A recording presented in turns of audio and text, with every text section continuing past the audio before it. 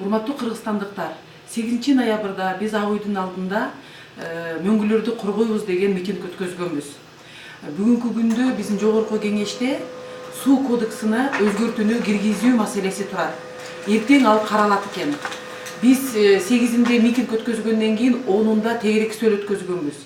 Ошондо Кумтөр тарапты жактап аткан биздин аткаминерлер келгиле Кумторго барып келебиз деп көчө депутаттарды анан анча мынча жарандык активисттерди ошол жака алып барып келишти.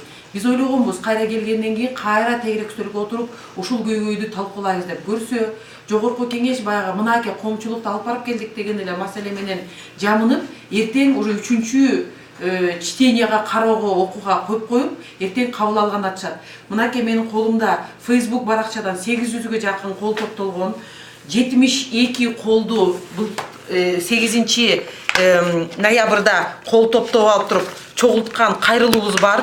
Бул маселени өзүнчө дагы тегерек столдон карап токтотуу маселесин көтөргүлө деген 100дөн ашык кол чогулган. Биз митингден ушуну бүгүн жогорку кеңешке алып барам.